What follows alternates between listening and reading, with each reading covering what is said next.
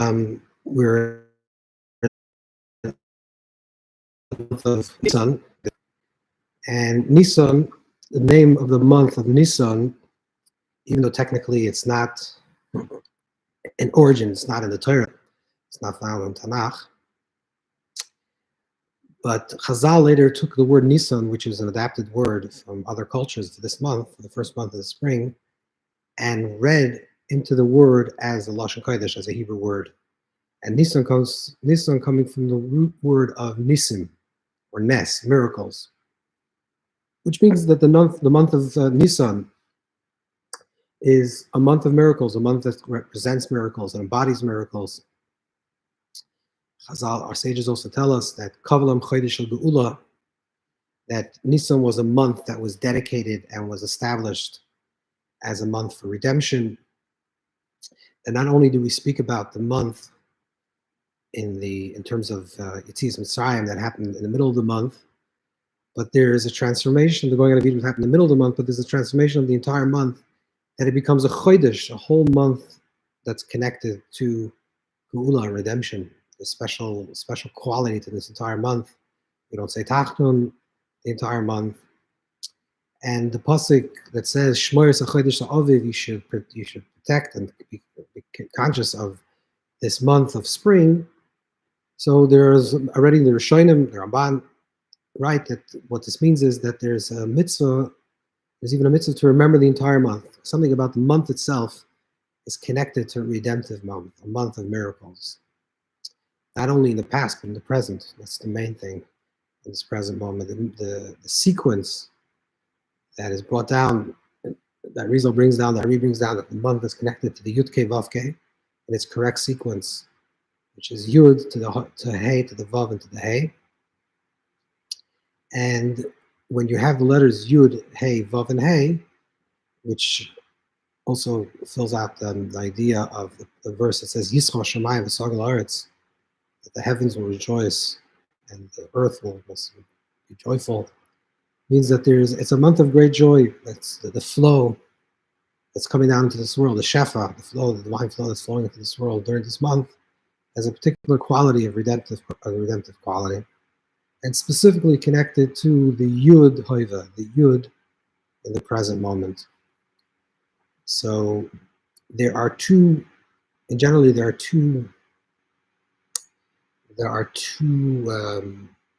cycles.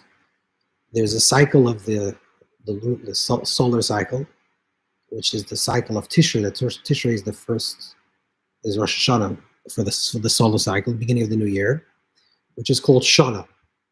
In Hebrew, it's called Shana. Shana comes from the word Yashon, which is like Shina, sleeping, old, something that's repetitive. That's the idea of the solar cycle.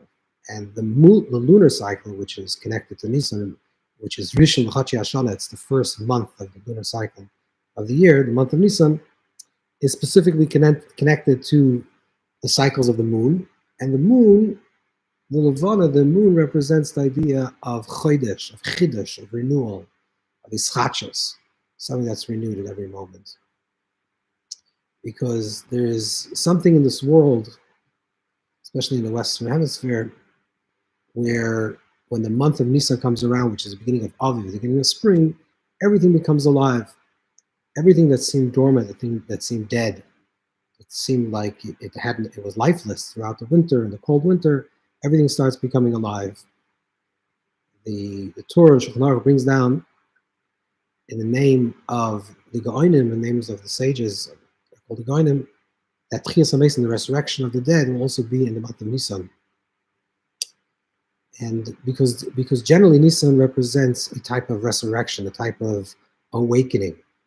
You know, when we say in our davening, in the tefillah, in the bracha of Ata Gibor, Shem Agla, we say in the bracha, in this blessing, in the second blessing of the Amidah, we repeat the idea of Tchias HaMesim, of the resurrection of the dead.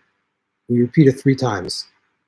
And it's brought down the Rishonim. Avudraham brings this down, and the Ari speaks about this a little more length, that the 3 times of Tchias HaMesim, 3 ideas of resurrection, refers to the rejuvenation of a type of resurrection that occurs within the world of nature, within the world of man, and then the general idea of resurrection, which means that when a person thinks about this and just looks out this window, or her window, looks outside and sees that the leaves that were seemingly lifeless and everything seemed dead, and the world seemed very non-alive.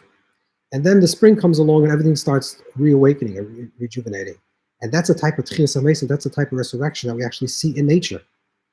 And when we're in touch with the nature, we're in touch with what is going on with the nature, we feel that same type of ischachus, the same type of renewal. And then there's another type of renewal of ischachus, a type of tchias hameisim, a type of resurrection, which was when a person is, God forbid, a person's sick. A person is not feeling well, whether it's physically or mentally or emotionally, whatever the level is, whatever is going on in a person's life. You can feel depressed, you can feel down, and then one day it turns around, everything starts looking better, and your wounds are healed, and the injuries is done with. So there's something about within the man himself, within the human being himself, within the natural world, that we see this idea of resurrection, this case of Mason. And this gives us an intimation, an inclination, an understanding that if this is true in our own micro life, in the macro life, that this is true of all of nature, and then there's a general understanding of the entirety of Tchias HaMesim, the resurrection of the dead, which on a very deep level doesn't only mean the resurrection of a particular thing, but it means the resurrection of everything that ever lived becomes alive. All the things, all the people, all the selves that were alive become alive. Which is the idea of Nisan, this type of ischach, this type of renewal, this type of awakening into the possibility of just being present in this present moment without being attached and being bogged down and schlepped and pushed down, way down from everything in the past, to be open to this present moment, which is in effect really the only moment that we exist in, is in the present moment, and to be open to this experience of right now.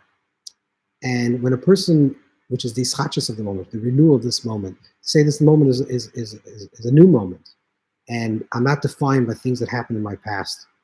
I'm not the byproduct of every single action that I did in the past.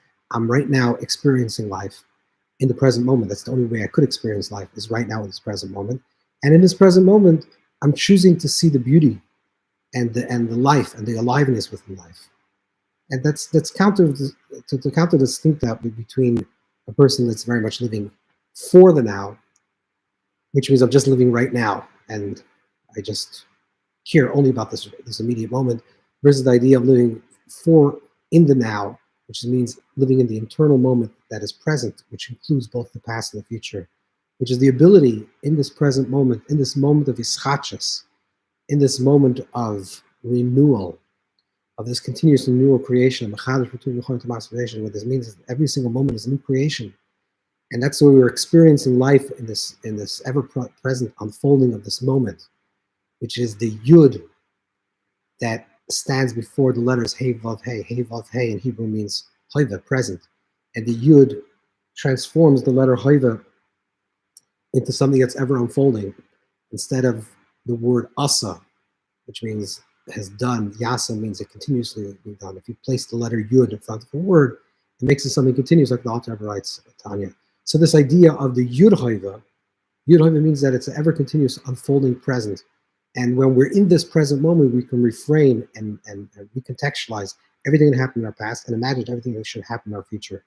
This is the power that we have with this ischachus, with this renewal, with this new quality of the new month. It's particularly in the month of Nisan. Now, if we look historically, just as the Torah, to read in the Torah, to read the Torah as a manual, as a stock of Beraisa Moramot, to read it as a blueprint of our own lives, to understand that when the Torah describes in the book of Shmois the descent into exile and the redemption from exile into Mitzrayim and out of Mitzrayim, Haboim Mitzrayim, who come into Egypt. And Egypt represents the idea of a Meitzar, constriction, a place of limitations and confinement. And also understand that it's actually really is b'chol dor v'dor, b'chol yom v'yom, every generation, every day, every moment. We're actually experiencing these things on an eternal level. Because that's into the place of this constriction and limitation, and a place of inauthentic being, is a slow degradation, is a slow descent. And the first step is feeling out of place. And this is both physically, mentally, spiritually, emotionally, and existentially, feeling out of place, feeling a sense of not belonging. And that creates a sense of homelessness, that I don't feel that I belong in this place. And when you feel like a foreigner, like a fifth column, which is what the Egyptians, the ancient Egyptians wanted from Klal Yisrael, that they should see themselves this way. They projected themselves that the way they thought about them. They wanted to perceive themselves this way, and that created, once there was a sense of a non-belonging, that created a tremendous amount of silence, which means people became muted. And the silence was a very deafening silence that the entire story of Shmois, which is all about names, and the entire story of the Exodus and the going out of Egypt, is that we should become Lamata Sapim, we should become storytellers and speakers. And instead of Perah, which is negative speech, we should become Pesach. And there's a redemption, the whole process is a redemption of speech. The entire story up until the middle of the story of their exile is that we don't find the Klal Yisrael, the people of Israel, actually even crying out. They're not complaining, they're crying out. And they're in a very deep state of trauma or inwardness, that they completely become silent.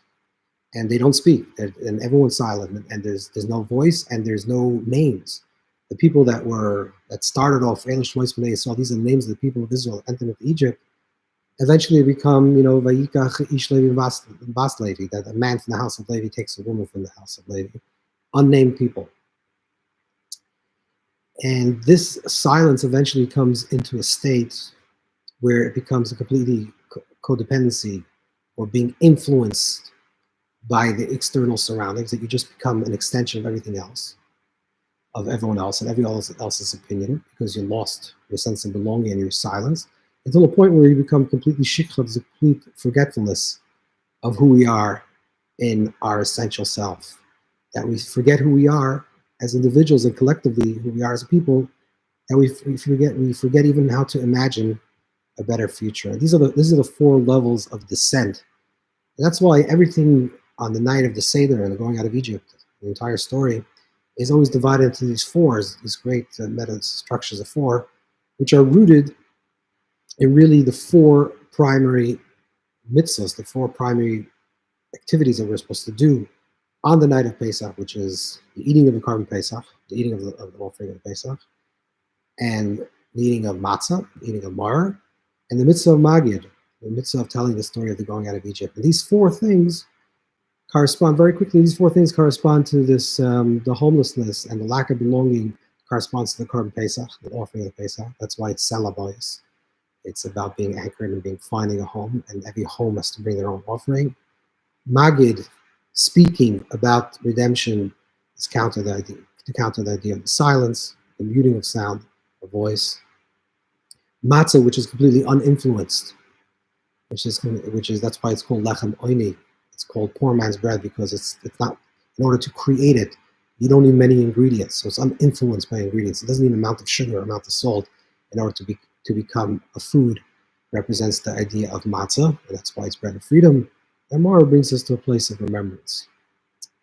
So this is in very general ideas. If we get a little more specific in terms of the story and the way it's revealed in the Torah, the way the story of the going out of Egypt and the story of descent into Egypt is revealed, we see that like we said before, that the main idea that's being expressed is that they're silent and there's no voice. And when they do speak, and Moshe Rabbeinu says that they're speaking, he says, "Oh, I see now that they're speaking lashon hara, that they're speaking negative words, or they're blobbering."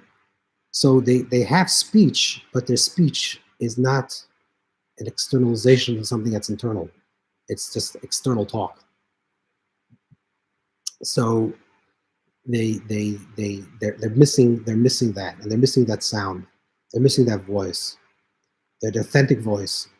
And the first thing that facilitates the way the Torah describes that Vayar, Vayeda, Hashem saw and heard and remembered that that we were in Egypt and we were a place of constriction. The first thing that Kaviyachol, as if the Hakadosh Baruch Hu actually heard, understood that we're in a place of suffering, is when there is Vatal Shavasam they rest from their work and they cry out, and Vatal Shavasam and their cry is heard by Hakadosh Baruch Hu. Their cry is heard above, which means that their first step that they were able, and then the process of redemption begins, and Hashem hears, and then he calls Moshe, and then it's the process of redemption. That means that the first stage or the first step that the people needed to take was to give voice to their story. To give voice to the story means to express it, to express even their complaints, even what's bothering, what's troubling them, to give it voice. Because when you give something voice, it becomes real. You contextualize it. A person says, even a person in a personal life, when a person is stuck in a certain type of mitzrayim, a certain type of exile or constriction in their own life, and they know something is wrong, the first thing that a person has to do is they actually have to give it voice. They have to contextualize what is exactly that is troubling you. And ultimately, this voice has to be Vatal Shavasam Elokim. This voice has to be told to the Creator, told to HaKadosh Baruch Hu, spoken. It's like a type of crying out, but it's a type of speaking. And the Rechaim HaKadosh writes that they cried out, and Hashem heard their cry as a prayer, which means they just cried out and said, it hurts, it's painful. But if we can even contextualize it in a more positive way and actually speak it to Hashem, say what's going on, say what's bothering you, what's really bothering you, what do you feel constricted about, what do you feel that you're in a state of exile, of Mitzrayim in your own personal life, to voice it, to frame it, to make it real and contextualize it, and to say and tell Hashem that this is what's going on in my life, and I can't accept it. I can't live with this. And the second step is, of course, the emunah, the faith in what we spoke a little before, the faith in the possibility of Tchiyas HaMesim, of the resurrection, the possibility that even when things seem completely dead and dormant and lifeless, there's always a possibility for hope. And that's the emunah, Yeshua Hashem Keharifying, the understanding that the redemption is possible at any moment. And even when things seem very bleak, and you feel like you're literally in the 49th level of impurity, which means you're almost stuck in a place of the 50th level of impurity, which whether it is or isn't is a big debate. But it means that you feel that way. You feel as if you're so stuck that there's no alternative, and you're in the lowest possible place. What's the story of Pesach really telling us, if not that even when they were in such a stuck place and they were in such a dire situation, the Hashem is Pasach. Hashem skipped over, which is the idea of Pesach, is Hashem skips over. Skips over means that Hashem schleps us, pulls us out from a state, from the lowest possible state to the highest possible state instantaneously. And that's the possibility of redemption. The possibility of the redemption of this inner freedom is to recognize that because on the deepest level, we're already free, and we're already whole, and we're already redeemed, and it's just the covering on top of the covering on top of the covering, which is the klipa that's on top of the klipa, that sometimes we need an extra something from outside of ourselves, because it's very difficult for a person that's in prison to release himself or herself. Then Hashem schleps us out, takes us out, and opens up, and that's the idea of the skipping over all the levels and revealing it. That's the emunah, that's the faith.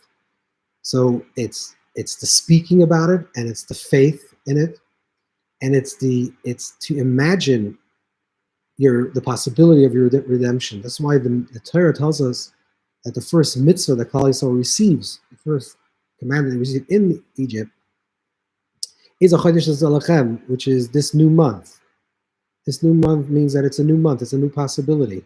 That the idea of Ischachus, and of course the moon is related to imagination, and that's why it's connected to Miriam, and Miriam is connected with the women are connected with with the mirrors, the story of the mirrors, that they brought the mirrors to show their husbands of the possibility of the future life, which means that their husbands said, we don't want to have children, and they were able to show them through a mirror, which a mirror really reflects something that is in the back forward. It's if you just look with your own eyes in a particular way, you don't see it.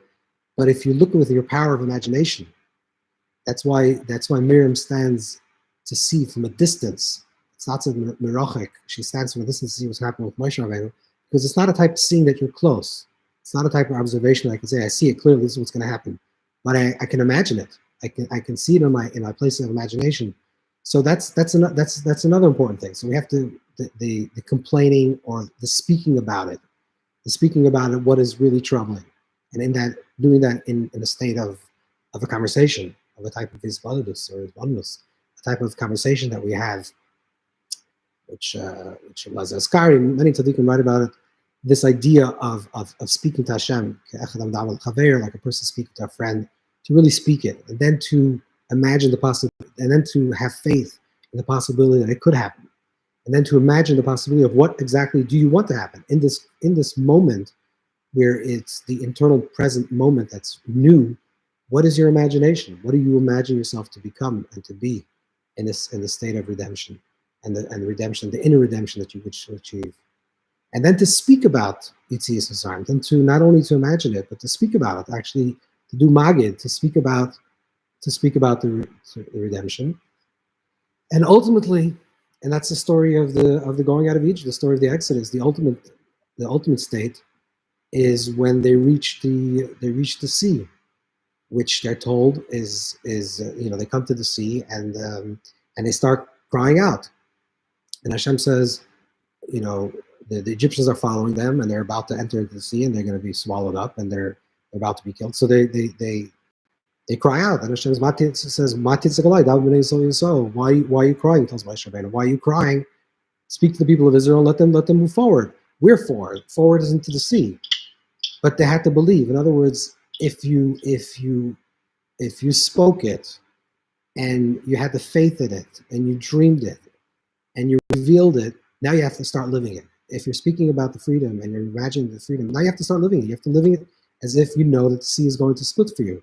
And that's exactly what they have to do. They just have to start not any longer speaking about it, because speaking about it and imagining it was the first stage. Now the next stage is actually to go ahead and actually walk into the water and watch the water part. And that's exactly what they do. And that's the highest madriga. So not titzagalai, but actually to start living it. And that's what the Zohar says, that Dabatika Tolomil said that this level of what they reached at the splitting of the sea is connected to the highest state of Atik, which is the highest state of the old ancient one, which is where things are already perfect in their perfection, and the sea already split. And that's what they had to live. And to do that, obviously, you have to have all those prior states very much in order, which is that you have to have this strong connection and faith and imagination and healthy imagination, and to speak about it, and then the sea will split for you. And this is what the Baal Shem Tov once said, that the truth is that every person can walk on water, and the reason why you can't walk on water because you don't have faith that you couldn't walk on the water. But if you had faith in that you could walk on the water, you were able to walk on the water. I don't know exactly what this means in practicality, but on a very deep level, what the Baal Shem Tov is saying, what Chassidus reveals, is that if you can create the mindset of what it is really, that you're in control, everything is projected from yourself outward, because you're connected to the Boira, to the Creator, then everything follows, everything flows from you. And if it flows from you, it does exactly what you need to do in order for you to reach your perfection and your tikkun in this world, and everything in this world just will come into place. So this is some of the very powerful revealings and very powerful shefa that comes into this world during this month of Nisan. This ability to really tap into this power of miraculous, and power through the power of schachas, of renewal, And to create this a redemptive experience, a true awareness of our godless, of our greatness, that's inherently who we are, to recognize that and achieve that. So Hashem should help that as we're entering into the month of Nisan, each day corresponds, according to many tzaddikim, the first 12 days of Nisan correspond to the first 12 days of the year. So it's both an elevation of the past year. More importantly, it impregnates, it gives focus for the future coming year that's going to be revealed to us in a very miraculous. And as Hashem will actually see the ultimate miracle with the revealing of Mashiach B'meir. Amen. So I'm going to open up the floor to questions. You can either use the raise hand feature to indicate that you have a question to ask, or you could unmute yourself and ask. So